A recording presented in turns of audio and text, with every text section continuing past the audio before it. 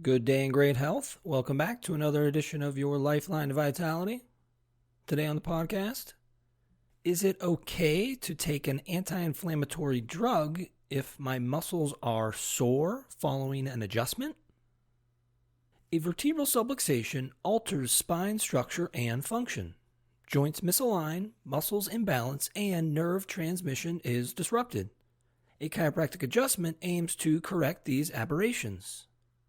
Following an adjustment, usually within 24 to 72 hours, muscles can become sore. This frequently happens early in care. In some cases, this muscle soreness can also elicit pain. Whether painful or not, is it okay to take an anti-inflammatory drug or an NSAID if muscles are sore following an adjustment? Let's unpack this. A vertebral subluxation locks the spine in a misaligned position, imbalances muscles, and interferes with nerves. Out-of-balance muscles create a weakness in how they move the spine. Some muscles overstretch while others overcontract. The adjustment helps re-educate the muscles to hold the spine in a healthier position. This resets the imbalanced muscles and they start to work in new, positive ways. This can cause soreness in the muscles. The soreness after an adjustment is similar to what is experienced after performing a new exercise.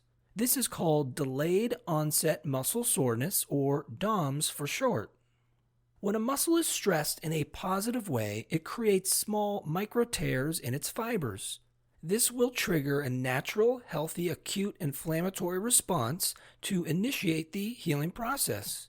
Acute inflammation is the body's normal protective response to stress and is generally a short-term, self-limiting condition.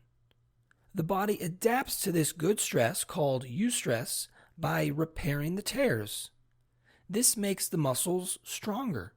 The pain felt during this process can act like a guardrail. The body is signaling you to not overexert the muscle while it heals.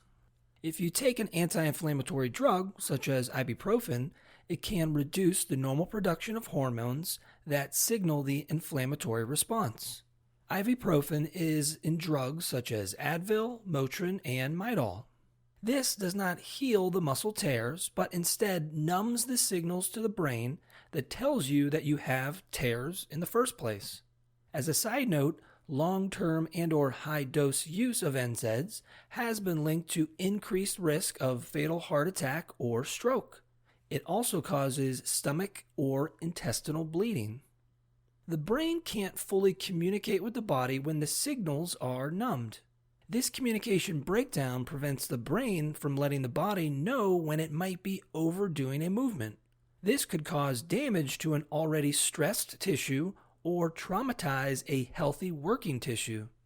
Let me use an analogy. Let's say you sprain your ankle. When you sprain your ankle, normal walking becomes almost impossible to do. Putting a certain weight on it or placing it in a certain position will send pain signals to your brain, and that is for a good reason. The ankle has been overly stretched, and so pain signals fire off to let you know that putting a certain weight or motion into that joint could damage it. What if you take an Advil? With the pain signals numbed, you begin to put more and more weight and motion into the joint. The pain signals are gone, but the injured tissue remains.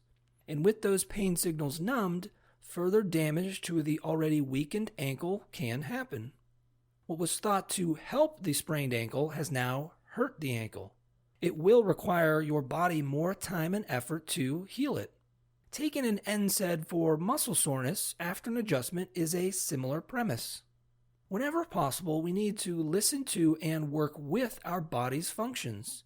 A better understanding of our function will result in a greater expression of our function, and this will result in a greater expression of health.